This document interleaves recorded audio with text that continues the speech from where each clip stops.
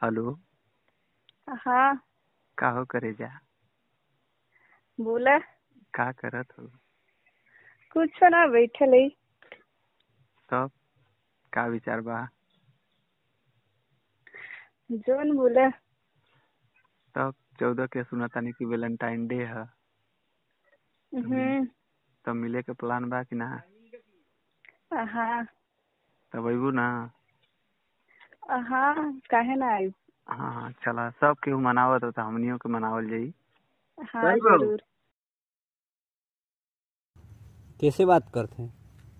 बतियात रहनी अपने मलिया से हो। मलिया से? अरे तब कैसे बतियाई? इतना छुप के कैसे बतियाई? कौना चीज पे बात करत हुआ? हे मर्दवा, साफ लड़बा के बड़ा का?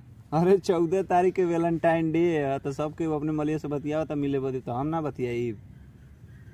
देखला, ऐसने लोग के वजह से आज हमार भारत के इतिहास रोआ था।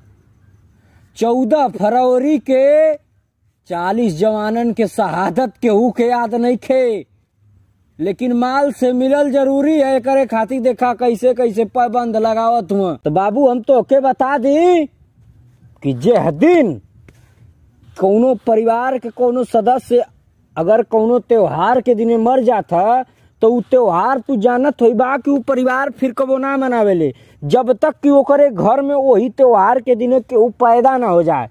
भारत के 40 जवान सीआरपीएफ के शहीद भइल न 14 फरवरी के दिन।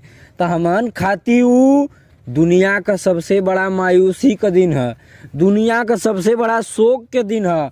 वो दिने तो हम लोग अपने माल से मिले खाती पैसा जुगाड़ करत हुआ, अपने माल से मिले खाती सिस्टम लगावत हुआ। लेकिन केहू ही ना एक बारे में सोचा था, एक बार केहू ही ना सोचा था कि वो दिने हमारे देश के 40 जवान शहीद भइल।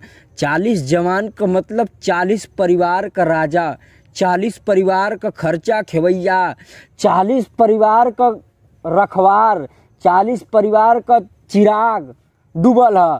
तो हमहन खातिर 14 फरवरी वैलेंटाइन डे ना हो सकेले, हमहन खातिर 14 फरवरी ब्लैक डे है। तो हम पूरे भारत से, पूरे उत्तर प्रदेश, पूरे बिहार से एक ही बात कहब कि 14 फरवरी के दिन अपने मोबाइल पर केहू हैप्पी वैलेंटाइन डे का स्टेटस ना लगाई। काहे कि ई देश के गर्व और देश के गरिमा के बात है। मोर भाई हो, 40 परिवार के चिराग वो दिन बीतल है।